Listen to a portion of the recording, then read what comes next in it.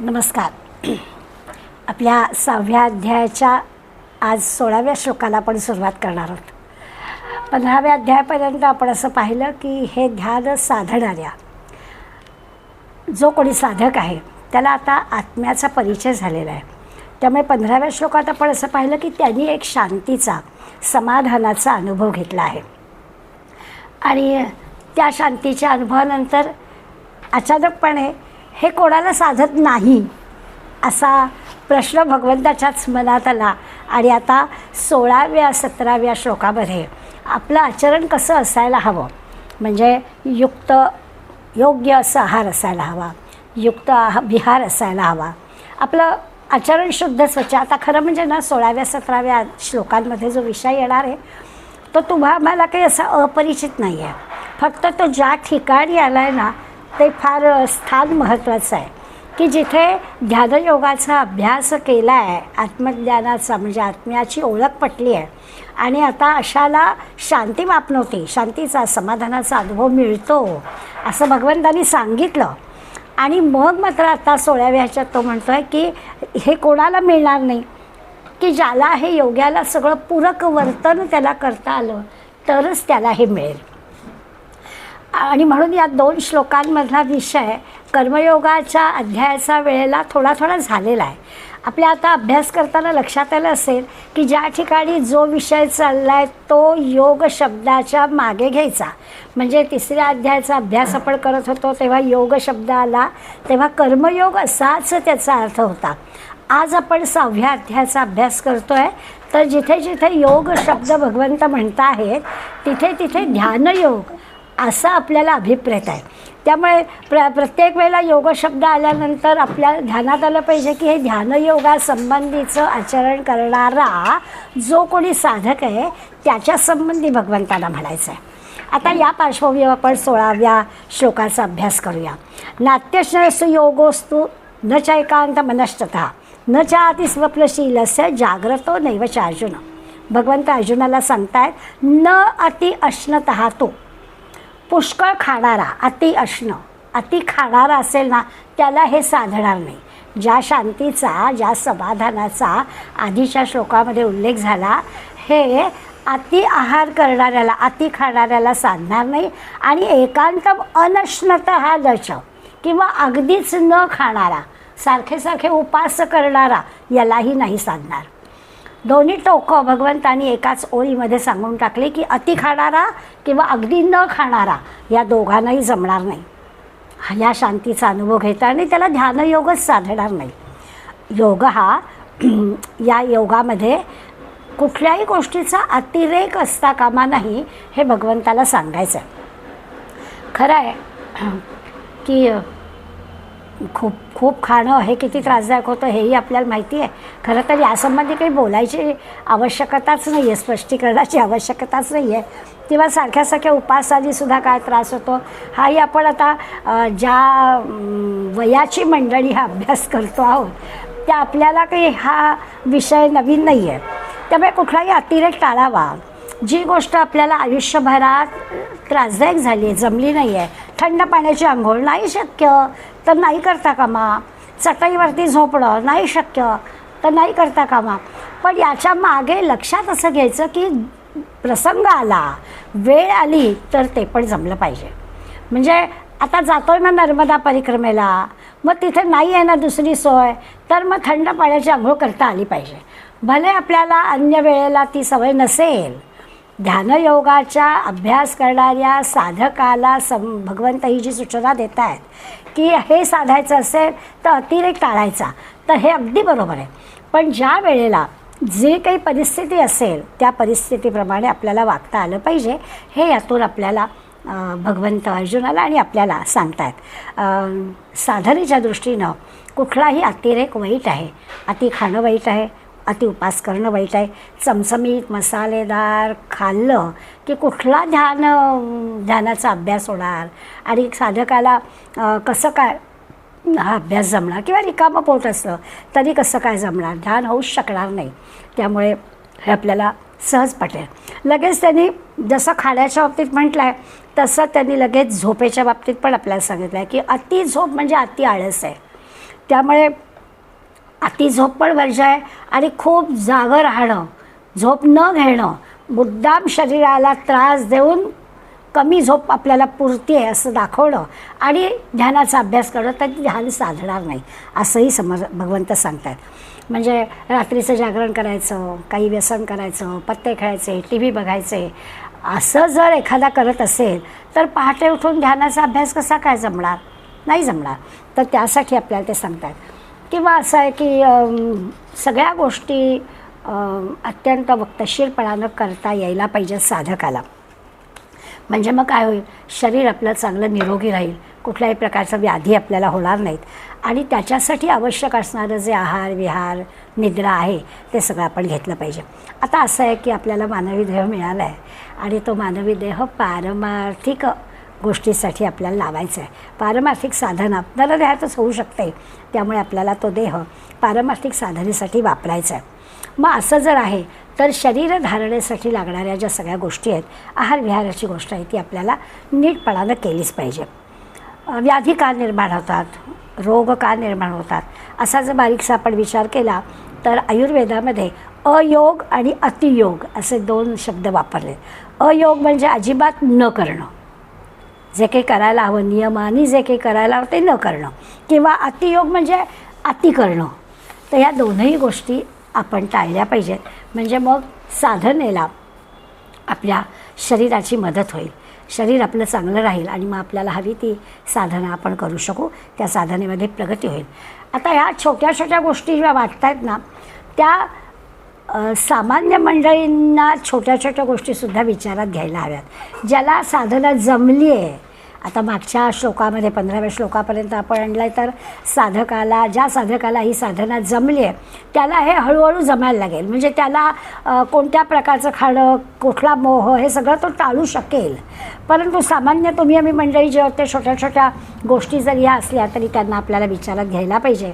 आणि बघा आपल्याकडे सणांचं व्रतांचं जे काही महत्त्व आहे ना, ते या दृष्टीने विचारात घेतलं तर आपल्याला पटेल की खरोखरच जिभेवरती कंट्रोल करण्यासाठीच आपल्याकडे व्रत किंवा हे उपास अशा गोष्टी सांगितल्या आहेत. त्याच्यात अति कुठली गोष्ट करू नये हे मात्र नक्कीच खरं आहे.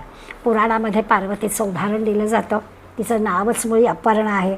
म्हणजे वनामध्ये साधना शंकराची उपासना करत असताना त्या शंकराची प्राप्ती व्हावी यासाठी हिनं जी कठोर साधना केली. काय केलं तर गळलेली पानं खाल्ली, झाडावरून गळून पडलेली पानं, म्हणून तिचं नाव अपर्णा. तर आता त्या साधनेमुळे तिच्या शरीराला एक प्रकारची चिवटपणा आला, सहनशीलता आली असं पण म्हणू. पण हे सामान्यानं जमणारी गोष्ट नाही आहे. त्यामुळे अगदी टोकाचं उदाहरण म्हणून आपल्याला ठीक आहे, पण सामान्यांनी काय करावं तर शरीरमाध्यम खलु धर्म साधनम या पद्धतीनं आपल्या शरीराचा सांभाळ करून आपल्याला त्या शरीराकडून थोडं थोडं अधिक काम कसं करून घेता येईल याचा विचार जरूर करायचा. म्हणजे गाडी मागं नाही येता कामा पुढे गेली पाहिजे. समजा आपल्याला निद्रेवरती हे करायचं आहे, 6 तासाची निद्रा आवश्यक आहे आपल्याला, असं 5.5 तास असं करायला हरकत नाही, 5 तास असं करायला हरकत नाही. खाण्यामध्ये आपण समजा रात्री जरा उशीर झाला तर खाणं स्किप करणं असं आपल्याला करायला हरकत नाही. हळूहळू आपल्याला साधक म्हणून जी काही आवश्यक प्रगती आहे ती जरूर करायला प्रयत्न करायला हरकत नाही. पण अति कुठली गोष्ट करू नये असं आपल्याला ते सांगतात. कुठलीही गोष्ट नियमाने वागण्याचा प्रयत्न करावा, हे तर आहेच. अनियमितपणे आपण केलं तर मग शरीराची पण खराबी होते आणि योग्य ते योग्य वेळी होत नाही. आपल्याला जे साधक म्हणून करायचं आहे ते जर व्हायला हवं असेल तर त्या प्रत्येक ठिकाणी योग्य गोष्टी झाली पाहिजे. एक इतिहासातला प्रसंग आहे. पेशव्यांचे एक सरदार होते परशुराम भाऊ म्हणून, आणि त्यांच्याकडे महिन्यातून एकदा केस कापायला न्हावी घरी यायचा. त्या काळामध्ये न्हावी घरी येण्याची पद्धत होती आणि पेशव्यांचे सरदार त्यामुळे त्यांच्याकडे न्हावी यायचा. दर महिना येऊन स्वाभाविकच परशुराम भाऊंशी न्हाव्याचा चांगला परिचय झालेला होता. एक दिवस मात्र असं झालं, वस्तारा फिरवताना परशुराम भाऊंना तो वस्तारा लागला आणि थोडीशी जखम झाली, रक्त आलं. आता ते स्वाभाविकच सरदार आहेत, ते त्याला म्हणाले की अरे हे काय, म्हणजे त्या वस्ताऱ्याची जर नीट धार त्याला नसेल आणि जरा हात हल्ला किंवा काही चुकलं असेल त्याचं आणि जखम झाली असेल म्हणून ते त्याला न्हाव्याला जरा रागावले. मी आत्ताच म्हटलं की त्याचा परिचय चांगला होता, त्यामुळे न्हावी एवढ्या मोठ्या परशुराम भाऊ सरदार असणाऱ्यांना म्हणाला, भाऊ रागावू नका हो, कारण म्हणा आता दर महिना येणार आहे, त्यामुळे आता एकदम एखाद दिवशी अशी चूक होते, त्यामुळे रागावू नका हो, तुम्ही तर लढवय्ये आहात, तुमच्या शरीराने किती किती मोठ्या मोठ्या जखमा युद्धामध्ये सहन केलेत, या एवढ्याशा जखमेला का तुम्ही रागवताय, असं तो बिचारा म्हणाला. आता त्याच्यात काही त्याची चूक नाही आहे, पण परशुराम भाऊनी दाखवून दिलं कोणती गोष्ट कोणत्या वेळेला कशी करायची असते. वस्ताराने लागलं तर ती जखम नाहीच होता कामा, पण म्हणून लढाईच्या वेळेला मी जी काही माझं शरीर त्या जखमा सहन करतं ते तरी दाखवून कसं दिलं, तर वाड्यात गेले आणि एक भाला घेऊन आले. टोकदार असणारा भाला बाहेर आल्याबरोबर त्या न्हाव्याच्या पावलावर आपलं पाऊल ठेवलं आणि हाताने तो भाला आधी स्वतःच्या पायात, मग न्हाव्याच्या पायात आणि मग तो जमिनीपर्यंत नेला. स्वाभाविकच न्हाव्याला सहन झाला नाही, तो ओरडला आणि भाऊ मात्र शांत होते. भाऊ म्हणाले, अरे अगोदर माझ्या पायातून मी भाला घातला आहे आणि मग तो तुझ्या पायात गेला आहे. भाऊनी हुकीचू केलं नाही, पण न्हाव्याला ती जखम झाली. त्यामुळे कोणत्या जखमा शरीराने सहन करायच्या याचा अर्थ काय, तर साधनेच्या वेळामध्ये आपल्या शरीराने काय काय सहन करायचं ते साधकाने ठरवलं पाहिजे. की मी साधनेला बसल्यानंतर माझ्या कानानं दुसरं काही ऐकायला येता कामा नये, मग माझ्या डोळ्यापुढे दुसरं काही येता कामा नये, माझ्या मनामध्ये अन्य काही येता कामा नये. पण मी अन्य काही करते आहे तर तिथे माझ्या सगळ्या गोष्टी सगळी इंद्रिय हे जे काही पाहत आहेत त्याचे परिणाम होणारच आहेत. या अर्थाने आपण या गोष्टीकडे पाहायचं. त्यामुळे ह्या ज्या 16व्या श्लोकामध्ये आपल्याला भगवंत सांगतायत, म्हणजे अर्जुनाला सांगतायत की अर्जुना काय करायला हवं, तर ही साधना, हे जे ध्यान साध्य व्हायला हवं आहे, ध्यान लागायला हवं आहे, त्याच्यासाठी पुष्कळ खाणाऱ्याला हे सिद्ध होत नाही. अगदीच न खाणाऱ्यालाही हे प्राप्त होत नाही, तर कुणाला प्राप्त होतं, अति झोपणाऱ्याला पण प्राप्त होत नाही, खूप जागा राहणाऱ्या पण प्राप्त होत नाही, कुठलंही अति करणाऱ्याला हे प्राप्त होत नाही असं सांगितलं आहे. ते आपल्या लक्षात येईल. आणि मग याच ह्याच्यावर पुढल्या लगेच मग कुणाला साधतं, आहार विहार युक्त नसणाऱ्याला साधत नाही, मग कोणाला साधतं हा प्रश्न लगेच येईल. त्याचाही विचार लगेच पुढल्या श्लोकामध्ये भगवंत करतो. युक्त आहार विहारस्य युक्तचेष्टस्य कर्मसु युक्त स्वप्नवबोधस्य योगो भवति दुःखः. 17व्या श्लोकामध्ये योग्य ते करणाऱ्याला, म्हणजे अति करणाऱ्याला साधत नाही आणि योग्य ते करणाऱ्याला साधतं, हे लगेच पुढल्या श्लोकामध्ये भगवंत सांगतात.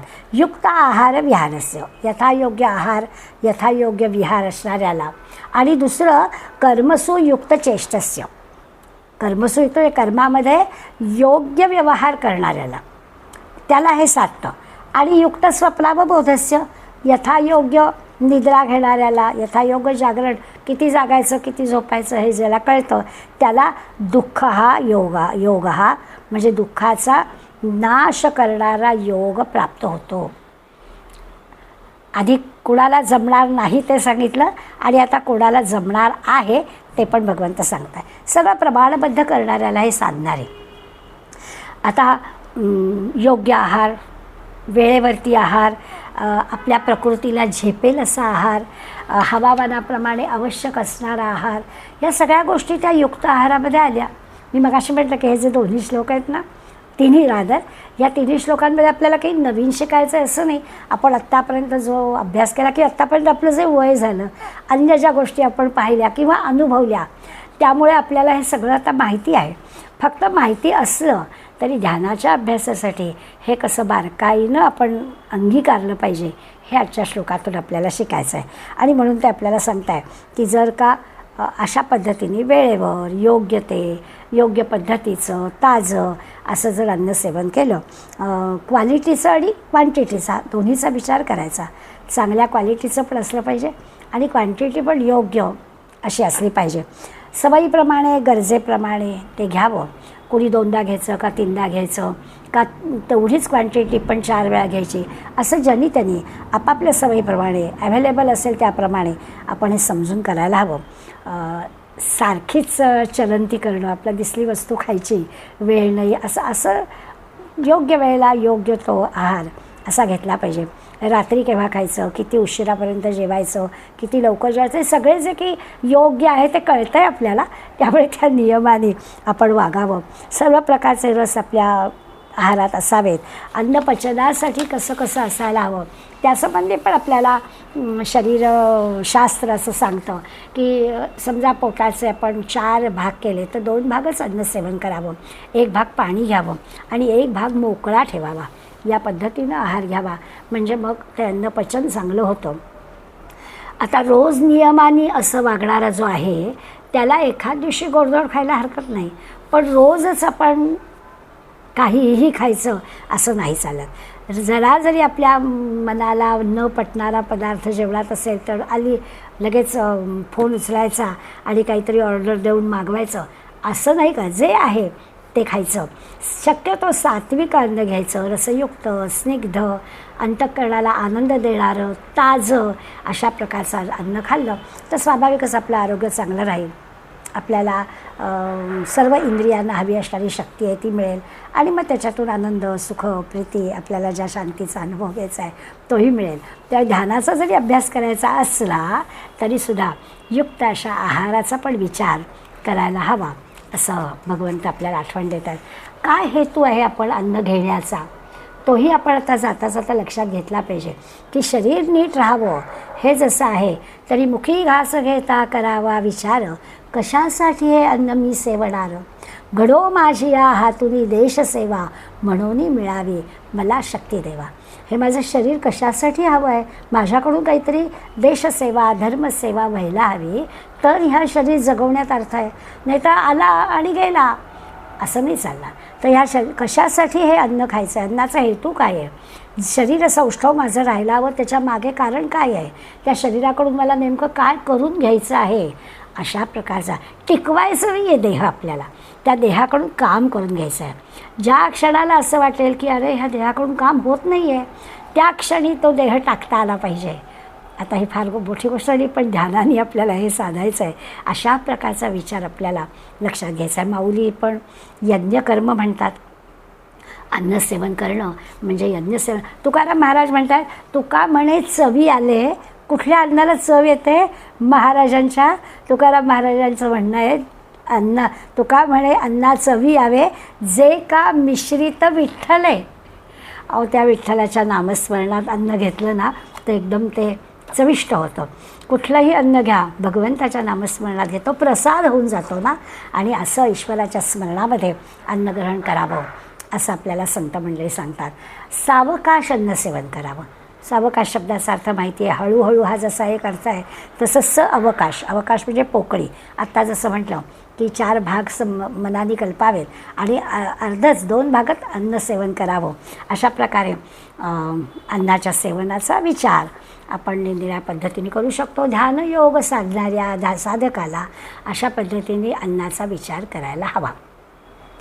आणखीन एक गोष्ट या निमित्तानं मला वाचायला मिळाली ती तुम्हाला सांगते की आपल्याकडे पूर्वीच म्हणायला हल्ली आपण तसं करत नाही. पूर्वी आपल्याला म्हणजे जेवायला सुरुवात करण्यापूर्वी अन्न म्हणजे ताटाभोवती पाणी फिरवण्याचे आचमन करायचं आणि ताटाभोवती पाणी फिरवायचं अशी आपल्याकडे पद्धत होती. याच्यामागे एक मंत्र म्हटला जायचा. ओम अमृतम पस्तरणमस्पी स्वाहा. यज्ञकर्म आहे त्यामुळे स्वाहा शब्द. आणि अन्न तो पस्तरमस्सी म्हणजे काय तर आता जे मी अन्न सेवन करणार आहे अमृतासारखं अन्न सेवन करणार आहे त्याच्या आधी जे पाणी फिरवलेलं आहे ते पाणी म्हणजे जणू काही त्या अन्नाचं अंथरूण आहे. म्हणजे खायला सुरुवात करणार आहे त्यामुळे आता ते पोटामध्ये जठरामध्ये त्याचं जणू काही अंथरूण घातलं आहे आणि त्याच्यावर आता अन्न सेवन करणार आहे. आणि मग त्या आहुती द्यायच्या चित्राहुती अशी पद्धत आपल्याकडे होती. आणि मग अन्न म्हणजे जेवण झालं की मग अपोषणी घ्यायची. परत एकदा त्याला अपोषणी म्हणायचं आधीचं जे आचमन म्हणायचं आणि मग अमृतोपिधानमस्मी स्वाहा म्हणायचं. म्हणजे हे जे आता पाणी फिरवायचं आहे ते अमृतमय अन्नाचं पांघरूण आहे असं म्हणायचं. अशा पद्धतीने आपल्या काही पद्धती होत्या अन्न ग्रहण करण्याच्या कारण ते यज्ञकर्म आहे असं मानलं जायचं.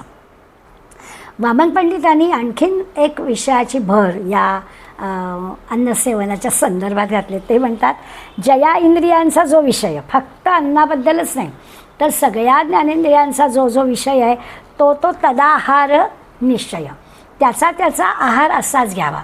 जरी अन्नसेवनाबद्दल आपण इतकं बोलत असलो तरीसुद्धा सगळ्याच इंद्रियांचा जो आहार आहे, आणि गीतेलासुद्धा हेच अभिप्रेत आहे, जे वामन पंडित म्हणत आहेत तेच गीतेला अभिप्रेत आहे.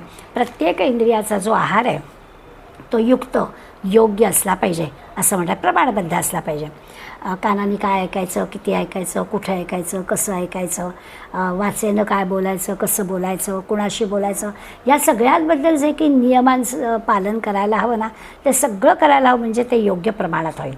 त्यामुळे सगळ्याच इंद्रियांना, जसं खाण्याबद्दल आपण जरा सविस्तर पाहिलं, पण या सगळ्याच इंद्रियांच्या आहाराबद्दल हाच विचार आहे असं गीतेला म्हणायचं आहे.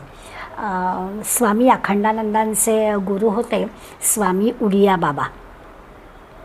त्यांच्या चरित्रामध्ये एक प्रसंग आहे. त्यांच्याकडे एक देवी भक्त आला आणि तो खूप उपास करायचा, म्हणजे नाहीच, त्याला 8-8 दिवसात तो अन्न खायचाच नाही. खूप छान योगसाधना करत होता. तो त्याचे अनुभव सांगायला लागला. तो असं म्हणाला की मला देवीचं दर्शन होतं. मी जेव्हा साधनेला बसतो तेव्हा मला प्रत्यक्ष देवीचं दर्शन होतं. देवी माझ्याशी बोलते आणि खूप मला छान आनंद समाधान मिळतं, असं तो उडिया बाबांना सांगत होता. आणि उडिया बाबा त्याला त्याचं सगळं त्यांनी ऐकून घेतलं नाही असं नाही, पण ते एवढंच म्हणाले की तुम्ही थोडंसं खात जा. उडिया बाबा या माणसाला म्हणाले तुम्ही थोडंसं खात जा. आता खरं तर त्या देवीचा मोठ्या अद्भुत दर्शनाबद्दल हा माणूस उडिया बाबांना सगळं सांगत होता, पण शरीराला एवढा त्रास देऊन असं आहे की शरीर जे आपलं आहे ते शरीर मनाशी जोडलेलं असतं. उडिया बाबा असं का म्हणाले याचा विचार आपण केला तर आपल्या लक्षात येईल की आपल्या देहाला जर त्रास दिला तर देह मनाशी जोडलेला आहे, आणि मनामध्ये ज्या आपण कल्पना करतो ना त्या सगळ्या कल्पना जणू काही प्रत्यक्ष घडत आहेत असं वाटू शकतं. त्यांनी स्पष्टीकरण दिलं नाही, पण हा जो म्हणतोय की माझ्यावर देवी प्रसन्न होते, मी देवीशी बोलतो, तर हे सगळं कल्पनेतलं सुद्धा असू शकतं. प्रत्यक्ष न बोलता त्यांनी असं म्हटलं की तुम्ही थोडंसं खात जा. 8-8 दिवस उपास करणं आणि शरीराला आळवणं हे की योग्य नाही आहे. आपल्याला जो युक्त आहार विहार बघायचा आहे त्यासाठी मी आपलं उदाहरण आपल्याला दिलं की असं अति कुठलीही गोष्ट करणं ही काही साधनेच्या दृष्टीनं उपयोगाला पडते असं नाही. उलट कल्पनेतल्या गोष्टी प्रत्यक्ष घडत आहेत असं वाटायला लागतं आणि गडबड होऊ शकते. म्हणून गीता आपल्याला दोन्हीकडला अतिरेक टाळायला सांगते आहे. तैत्तिरीय उपनिषदामध्ये सुद्धा आणखीन एक मुद्दा सांगितला आहे, तोही आपण याच्यात लक्षात घेऊया की कधीही अन्नाची निंदा करू नये. बऱ्याचदा आपल्याला अनुभव येतो, आपण कुठेतरी सगळ्यांच्या आग्रहाने हॉटेलमध्ये जेवायला जातो, कुठेतरी लग्नामध्ये समारंभामध्ये पार्टीमध्ये जेवायला जातो, आणि आलं की ते जे काही तिथे होते पदार्थ त्याच्याबद्दलचं काही आपली मतं मांडतो. चांगलं असेल तर ठीक आहे म्हणावं, सगळ्याला चांगलंच म्हणावं शक्यतो, परंतु दरवेळेस काही असं होत नाही. उलट आम्ही जेव्हा बोलतो तेव्हा आपल्याकडे एक कॉमन विषय असतो की हल्ली काय पनीरशिवाय भाज्याच होत नाहीत का हो, सगळीकडे बघावं तर पनीरच्याच भाज्या, असं आता या नवीन जनरेशनला जे आवडतं ते केलं जात असेल. परंतु अशा पद्धतीची टीका किंवा अशा प्रकारे अन्नाबद्दल काही बोलू नये असं उपनिषद आपल्याला सांगतं. टीका करू नये, अन्न वाया घालवू नये हे तर आहेच. शक्यतो म्हणजे ते पूर्ण ब्रह्म आहे त्यामुळे छान आहे म्हणावं, म्हणजे मग ते अंगी लागतं. एखादी गोष्ट आपल्याला चालत नाही आहे आणि ती कोणीतरी आग्रहाने आपल्याला खाऊ घातली आणि त्याचं मन मोडू नये म्हणून आपण जर ती खाल्ली आणि मनाने असं म्हटलं की मी त्याचं मन मोडू नये म्हणून खाल्लं आहे ना, तर तो पदार्थ आपल्याला त्रास देत नाही. मी अनेकदा असा अनुभव माझ्या वडिलांच्या बाबतीत घेतला आहे की त्यांना न चालणारी वस्तू माझ्या आईला थोडंसं वाईट वाटायचं की आता कसं काय या घरातल्या बाईला सांगायचं की हे त्यांना नाही चालत. तिला काय वाटेल, कारण तिने तो पदार्थ आवर्जून केला आहे आणि ते पण शांतपणानं खायचे, काहीही त्यांना व्हायचं नाही. एरवी आमच्या घरामध्ये ती वस्तू व्हायची नाही, पण कोणाकडे गेले तर ते कधीही त्या माणसाला दुखवत नसत. तर हे असं करावं आणि शरीर आपल्याला साथ देतं, कारण मन आपलं तयार झालेलं असतं. किती त्या अन्नासंबंधी विचार भगवंत आपल्याला करायला सांगतो आहे बघा. आपोआप असं होतं की युक्त आहार असावा, सीमित असावा, त्या अन्नाचा शरीरावर जसा परिणाम होणार आहे तसा मनावर पण होणार आहे याचा विचार करावा आणि असा भाव बाळगून त्या अन्नाचं ग्रहण करावं. आता विहाराचा विषय आला. अन्न घेतलं की त्या अन्नासाठी, त्याचं पचन होण्यासाठी विहार, व्यायाम, काहीतरी चालणं, काहीतरी पोहणं, काहीतरी शरीरासाठी म्हणून काहीतरी करणं म्हणजे ते अन्नपचन होणार आहे. त्यामुळे तोही विचार करायला हवा. युक्त आहार तसा युक्त विहार पण असायला हवा. आयुर्वेदामध्ये वाग्भटाचं नाव घेतलं जातं. प्रसिद्ध वैद्य वाग्भट यांनी आयुर्वेदाचं शिक्षण पूर्ण केलं आणि देवांचा वैद्य जो धन्वंतरी, या धन्वंतरीने त्याची परीक्षा घ्यायचं ठरवलं. पूर्वीच्या काळी कशा परीक्षा होत असत, तर या धन्वंतरीने रूप घेतलं पक्षाचं आणि एका झाडावरती जाऊन बसला आणि ज्या झाडाखाली हा वाघभट बसला होता तिथेच वरती एका फांदीवर पक्षाच्या रूपात असणारा हा धन्वंतरी मनुष्यवाणीमध्ये त्याला म्हणाला, कोसक कोसक कोसक. पक्षासारखा आवाज काढला आहे ना. या वाघभटाला बरोबर प्रश्नाचा अर्थ कळला. त्यांनी विचारलं, कोसक कोसक कोसक म्हणजे निरोगी कोण, निरोगी कोण, निरोगी कोण. आणि या वाघभटाने उत्तर दिलं, हितभुक, मितभुक, शाकभुक. हिताचं खाणारा म्हणजे आपल्याला काय योग्य आहे ते सांभाळून खाणारा, मितभुक परिमित खाणारा, सीमित आहार घेणारा, आणि शाकभूत म्हणजे कच्च्या भाज्या फळं हे खाणारा. आता आपण असं धरूया की वाघभटाची आणि धन्वंतरीची ही गोष्ट कदाचित काल्पनिक असेल, पण या कथेकडे काल्पनिक जरी असली तरीसुद्धा योग्यतेची आहेच. आपल्याला त्याचं जे उत्तर आहे ते अगदी योग्य आहे की आपल्या कल्याणाचं असेल ते खावं, परिमित थोडं सीमित खावं, उगाच आपला ताव मारू नये आवडलं म्हणून. आणि तिसरं, या शाक म्हणजे भाज्या किंवा कच्ची फळं, कच्च्या भाज्या ह्या खाव्यात. हे जे आपल्याला आरोग्याच्या दृष्टीने सांगितलं जातं तेच उत्तर जणू काही वाघभटाने दिलं. त्यामुळे हा प्रसंग घडला की नाही याच्यात शिरायचं आपल्याला काही कारण नाही. हे योग्य आहे, त्यामुळे स्वीकारायला आपल्याला काहीच हरकत नाही. अशा शरीराला आपल्या चांगल्या सवयी लावून घ्याव्या म्हणजे ध्यान साधना चांगली होईल. साध्या साध्या गोष्टी असतात. आपल्याला रोज आपण वर्ग सुरू करतो तेव्हा ताठ बसा अशी सूचना मिळते, कारण कळत न कळत आपण थोडेसे शिथिल होतो आणि मग आपला पाठीचा कण्याला बाक येऊ शकतो. किंवा हल्ली बऱ्याच जणांना खाली बसता येत नाही अशी तक्रार आपली असते, तर ते खाली बसता पण सोडूनच दिलेलं असतं. त्यामुळे आपल्या पायांना वाकायची सवयच नसते आणि मग हळूहळू ते खाली बसणं आपलं सुटून जातं. त्यामुळे शरीराच्या ज्या आवश्यक हालचाली आहेत, आता ध्यानाला बसण्यासाठी आपण सगळ्या त्याच्यातून सोडवणूक करून घेतली की नाही ना खाली बसतायत मग खुर्चीत बसून ध्यान करावं. पण शक्यतो मांडी घालून पद्मासनात, वज्रासनात असं जमिनीवरचा आपण याच अध्यायामध्ये पाहिलं आहे. नास्ती म्हणजे खूप उंच नको, खूप खाली नको, चैलाजी नको, श्रोत्तरम कुठल्याचं असावं. अगदी सगळंच्या सगळं तसं जमलं नाही तरीसुद्धा आपल्याला ध्यानयोगाचा अभ्यास करताना जमिनीवरती आसन घालून बसता येत नाही आहे, ही काही फार मोठी चांगली गोष्ट नाही. त्यामुळे आपल्या शरीराला या सगळ्याचा थोडासा सवय हवी. जसं पायाबद्दल आपण म्हटलं की मांडी घालता यायला हवी, खाली बसता यायला हवं, ताठ बसता यायला हवं, तसं दृष्टी एकाग्र करायला हवी, मन शांत करायला हवं, चेहरा थोडा आनंदी ठेवायला हवा. नाही तर ध्यानाला बसलं आणि हे काय ध्यान असं नाही कोणी आपल्याला म्हणू. त्यामुळे चेहरा पण आपला छान आनंदी असावा. ह्याच्यासाठी या सगळ्या युक्त आहार विहाराचं महत्त्व आहे. आपल्या लहानपणी आपण शिकलो आहे, लवकर झोपे लवकर उठे तयासी आरोग्य संपत्ती लाभे. आता हे वाक्य फक्त आपल्या पिढीच्या पाठांतरापुरतं राहिलेलं आहे. अधिक जागरण करणं आणि अधिक उशिरा उठणं हे जे काही आपण घरोघरी पाहतो आहे त्याच्यासाठी हे समजावून देणं कसं जमणार अशी भ्रांत आम्हाला पडते. पण मगाशी जसा अयोग अतियोग शब्द सांगितला ना, तसा मिथ्या योग हा अहितकारक आहे. कुठलीही गोष्ट अजिबात न करणं किंवा कुठलीही गोष्ट अति करणं हे अतिच आहे. मुलं 10ला 11ला उठतात, हे अति नाही का? त्यामुळे अतियोग, अयोग, मिथ्यायोग हे सगळे अहितकारक, अकल्याण करणारं आहेत हे आपल्या लक्षात आलं पाहिजे.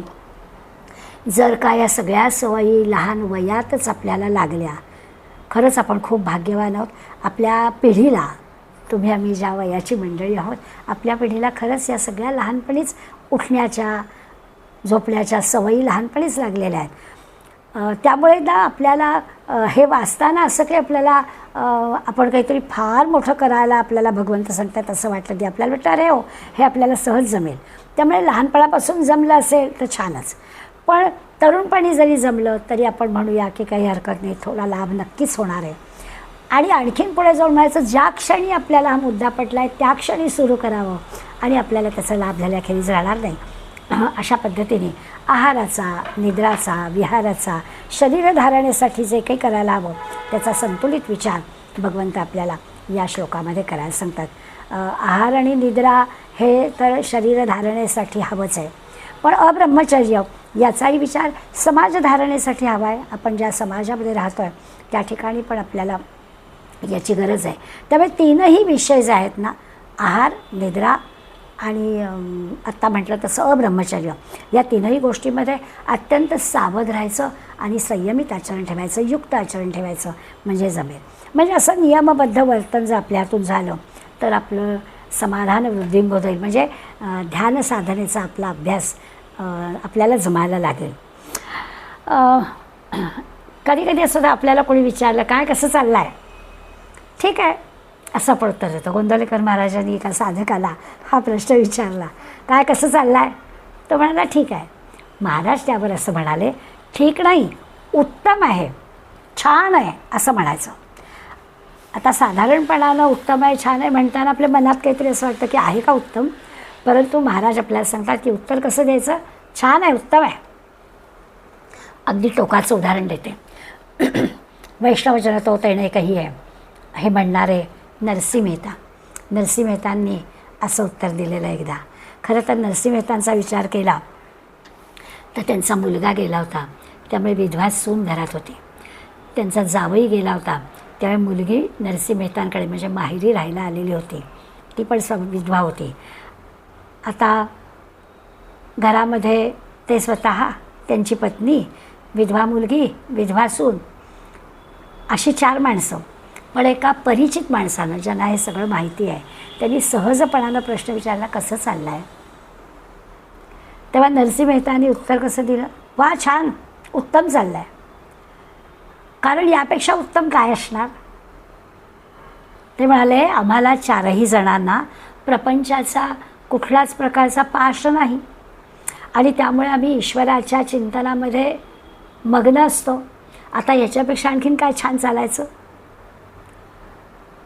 काय दुःख येणार ते येऊ द्या, आपलं समाधान भंग पावणार नाही हे ध्यानयोगामध्ये आपल्या मनाला पटवून द्यायचं आहे.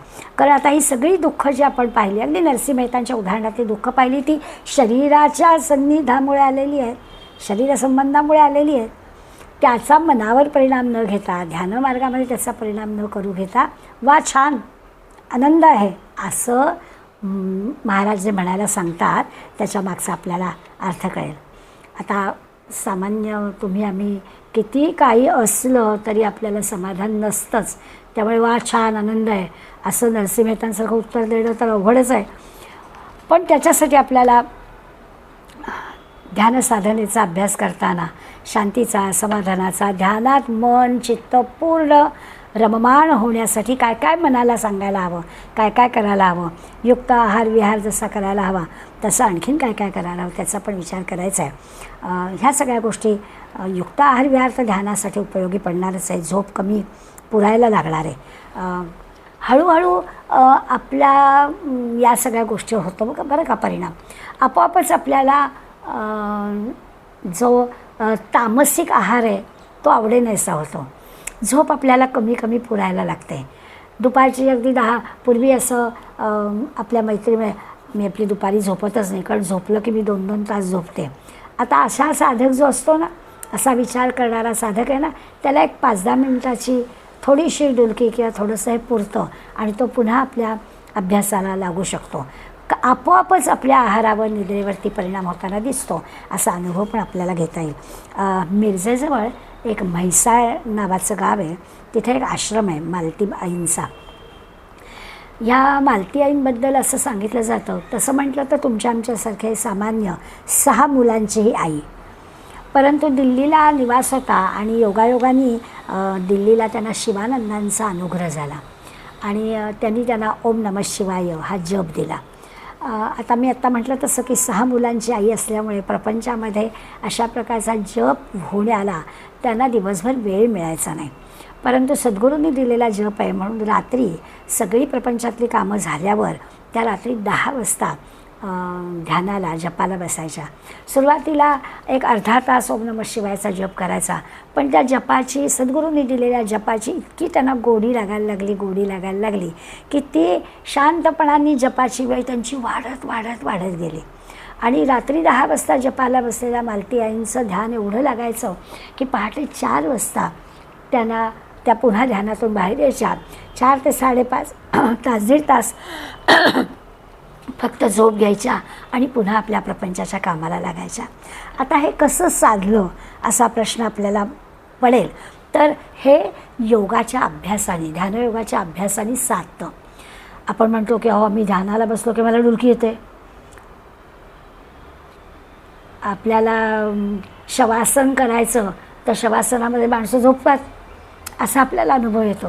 तर याचा अर्थ असा आहे की ध्यानाची जी आपल्या ध्यानयोगाची जी प्रक्रिया आपल्याला शिकवली गेली आहे, त्या प्रक्रियेने आपण खऱ्या अर्थाने त्या ईश्वराशी जर एकाग्र झालो, पूर्णपणानं ध्यानाच्या अवस्थेमध्ये गेलो, तर आपण जागरूक असून ध्यानात असतो.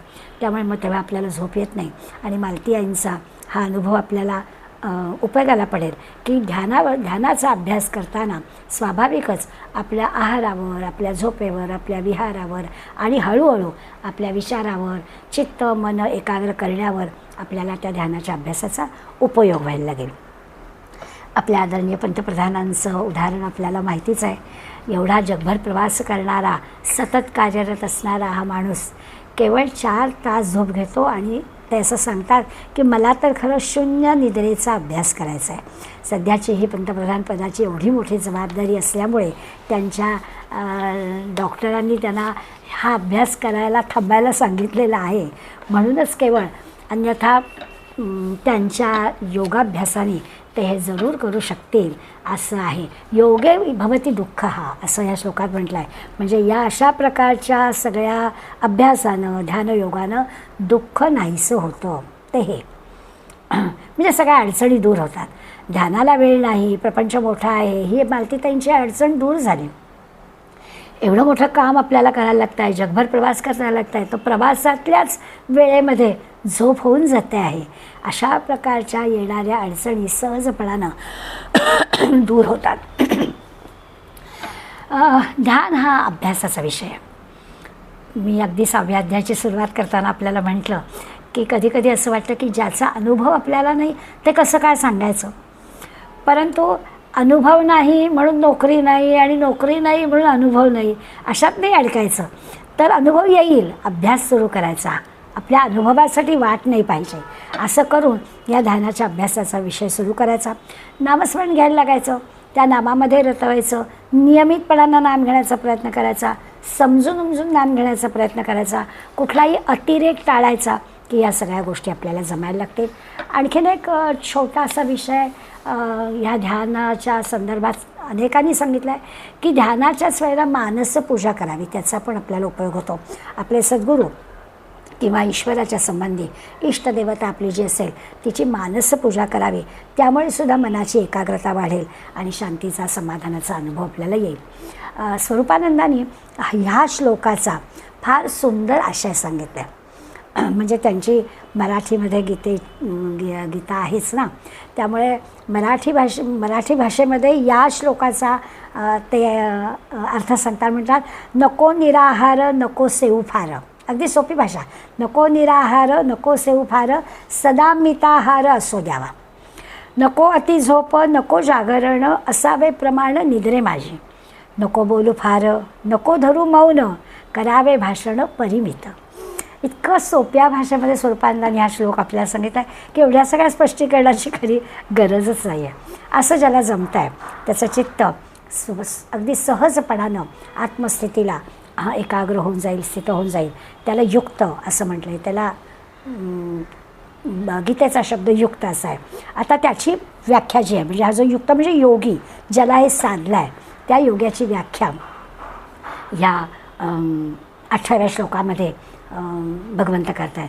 यदा विनियतम चित्तम आत्मन्येवावतिष्ठते निस्पृह सर्व कामेभ्यो युक्त इत्युच्यते तदा.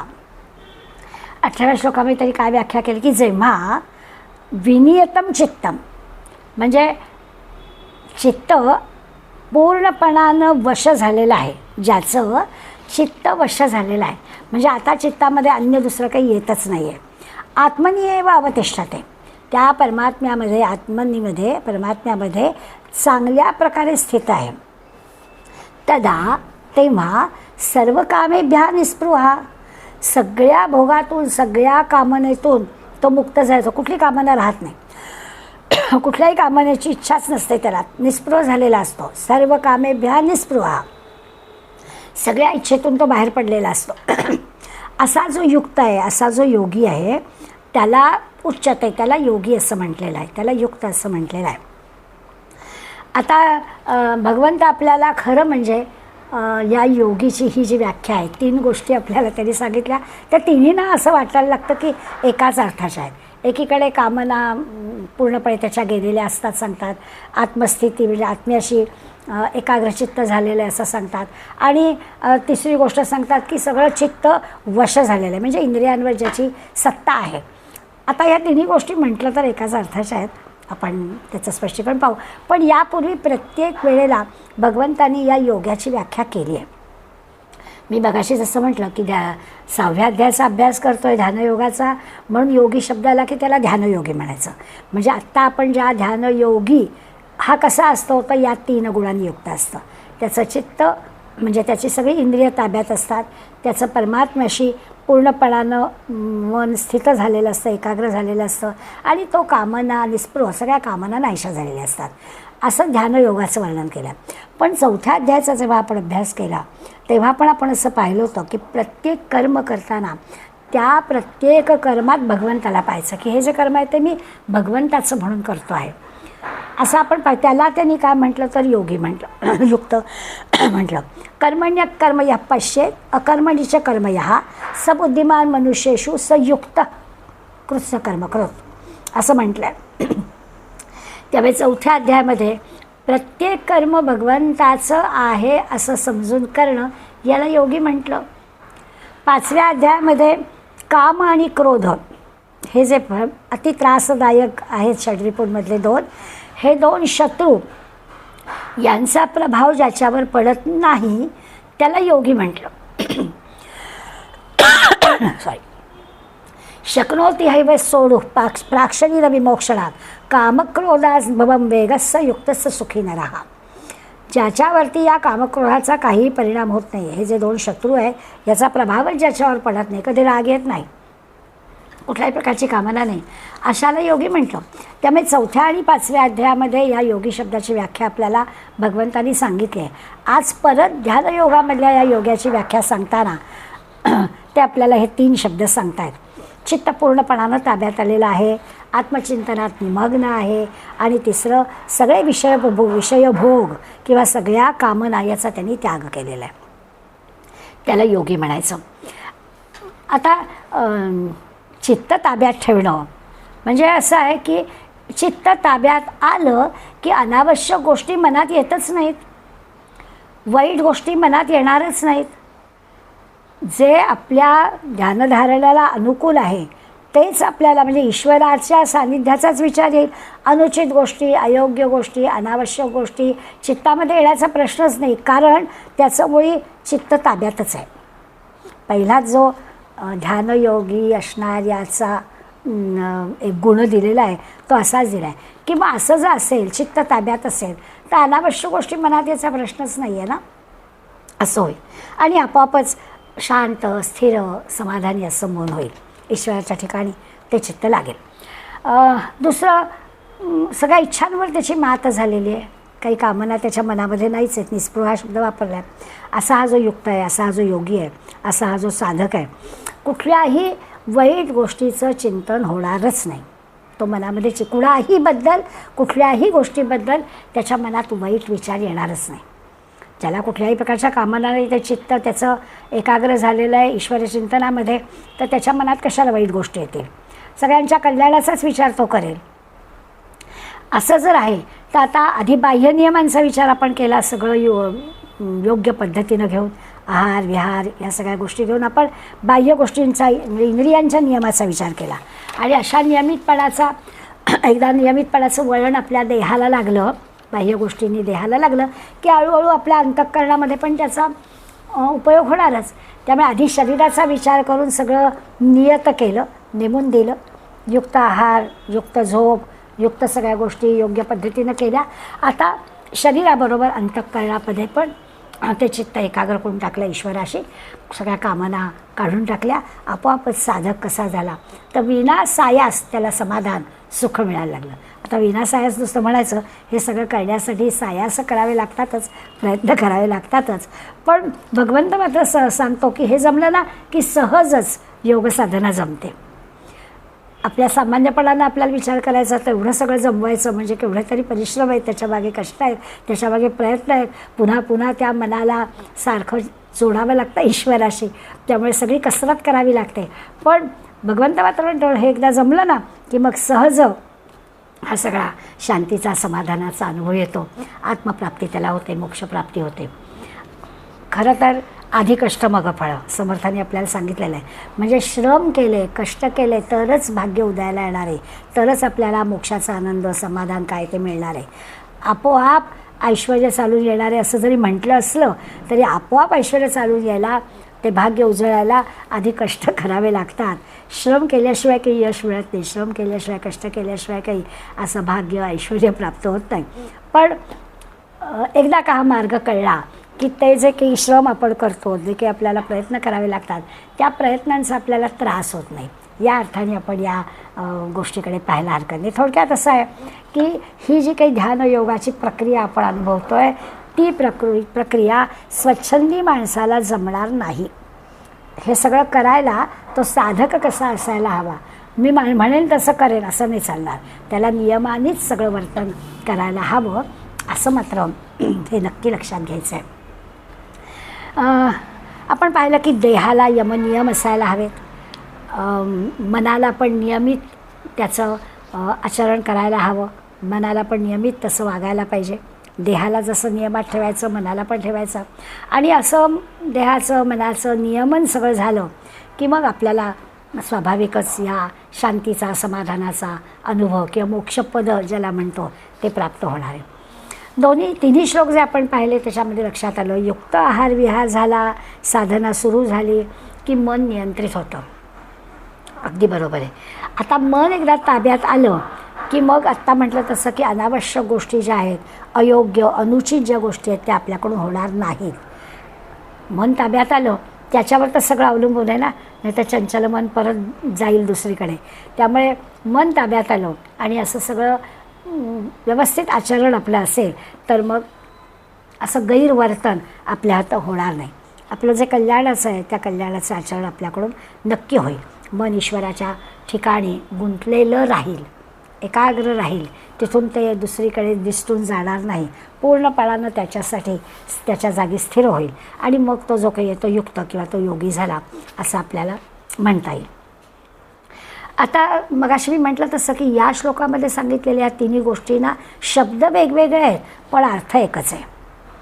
संस्कृत असल्यामुळे आपण त्या शब्दांकडे परत एकदा बघितलं तरी आपल्याला लक्षात येईल की अरे हो, चित्त स्वाधीन करायचं किंवा चित्त नियंत्रित करायचं, त्याला विनियतम असा शब्द वापरला तर ते बरोबर आहे की चित्त मन एकाग्र करायचं, नियंत्रित करायचं, मनामध्ये चित्तामध्ये दुसरे विचार येऊ द्यायचे नाहीत. अगदी बरोबर.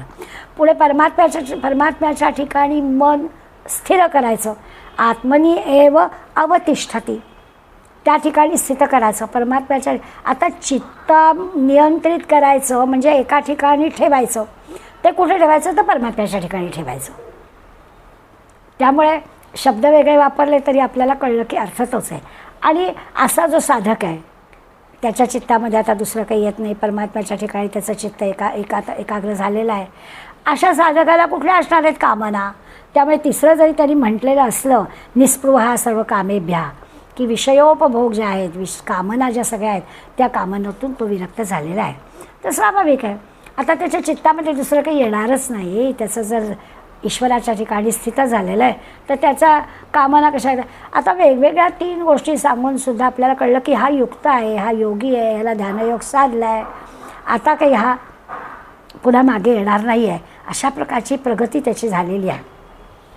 या साधकाला आता प्रश्न असा आला की कामना नाही आहेत म्हणतायत, आणि आपल्याला आधी आपण म्हटलं की प्रयत्न करायला लागतातच, श्रम करायला लागतातच. हे सगळं साध्य करायचं असेल तर त्या साधकाला काही एक ध्येय असायला हवं. तर आता इथे आपण एक गोष्ट लक्षात घ्यायची की कामना आणि ध्येय याची गल्लत नाही करायची. दोन्हीही दिसायला सारखी आहेत. निस्पृह कामना असता कामा नाही असं या योग्याच्या बाबतीत म्हटलं आहे, परंतु ध्येय असायला हवं. त्यामुळे कामना आणि ध्येय यांची जराही गल्लत करायची नाही, कारण गल्लत केली की गडबड होईल. काय फरक आहे तो समजून घ्यायला पाहिजे. दिसत असली सारखी तरी त्याच्यात फरक आहे, आणि ते वर्म आपण जाणलं पाहिजे. वर्म जाणे तो पारखी, त्याला पारखी व्हायचा आपण बारकाईनं विचार केला पाहिजे, आणि त्याचा विचार पण या श्लोकाचा अभ्यास करताना आपल्याला करायचा आहे. काय ध्येय आहे या साधकाचं? ज्याला ध्यानयोग साधला आहे त्या ध्यानयोग साधलेल्या योग्याचं ध्येय काय असायला हवं? तर त्याला भगवंताविषयीचं प्रेम हवं. बरोबरच आहे. आता ही काही त्याची कामना म्हणून त्याला कमी लेखायचं कारण नाही. त्याला अन्य काही नको आहे, त्याला भगवंताचं प्रेम हवं आहे, त्याला मनाची शांतता हवी आहे. आता हे त्याचं सगळं ध्येय म्हणून आहे. हां, त्याच्या कामना म्हणजे दिसायला दिसतील आपल्याला कामना, पण फरक आहे तो असा आहे. अंतःकरण त्याचं प्रसन्न असायला हवं, त्याच्या बुद्धीचं स्थैर्य, बुद्धीची स्थिरता असायला हवी, त्याच्या वृत्तीमध्ये अत्यंत समाधान असायला हवं, त्याला साधनेची गोडी लागायला हवी. आज केलं उद्या नाही असं नाही त्याला चालणार. अशी संतांची जी काही संतांचा सहवास आहे तो त्याला हवासा वाटावा. ह्या सगळ्या ज्या गोष्टी आहेत ना, या सगळ्या गोष्टी कल्याण साधणाऱ्या आहेत, ह्या त्याला कराव्याशा वाटणारच. त्यामुळे या श्लोकाचा अभ्यास करताना जेव्हा आपल्याला साधकांनी काय काय करायला हवं तर या 3 गोष्टी साधल्या पाहिजेत. तर या 3 गोष्टी म्हणजे एकच आहे, आणि मग ही एकच जर गोष्ट आहे तर ती नेमकी काय? तर हे सगळं जमलं पाहिजे, म्हणजे मग स्वाभाविकच त्याचं कल्याण साधेल. जो भगवंताला योगी, युक्त, ध्यानयोगी असा जो अभिप्रेत आहे त्याला या सगळ्या गोष्टी साधलेल्या आहेत. त्याचं चित्त एकाग्र आहे, त्याचं मन शांत आहे, त्याला भगवंताची आवड आहे, भगवंताचं प्रेम त्याला लागलेलं आहे, त्याची साधना नियमित होते आहे, संत सहवास त्याला मिळतो आहे. या सगळ्यामध्ये तो छानपैकी वृत्तीनं अगदी समाधानी आहे, असं त्यांनी ध्यानयोग साधणाऱ्याने असलं पाहिजे. नाहीतर अर्धा तासाचा ध्यानाची वेळ संपली की मग उरलेले 23.5 तास काही वेगळंच आचरण, तर नाही चालायचं. आणि म्हणून आपल्याला इथे याची गल्लत नको की कामना आणि या ध्यानयोगाची असणारी इच्छा, ध्येय याची गल्लत नाही करायची. यासाठी भगवंत आपल्याला एक उदाहरण देणार आहेत, आणि ते जे भगवंताचं उदाहरण आहे की हे साधलं पाहिजे ना, की त्याला तो योगी कसा असला पाहिजे. कामना नकोत बरोबर आहे, पण त्याच्या ध्येयासाठीच्या ह्या ज्या सगळ्या गोष्टी आहेत त्या त्याला हव्या आहेत. मग ते साधण्यासाठी एक उदाहरण भगवंत देणार आहेत, ते मात्र देणार आहेत 19व्या श्लोकामध्ये. त्यामुळे आपण 19वा श्लोक पुढल्या गुरुवारी बघूया. आज आपण इथेच थांबूया. धन्यवाद.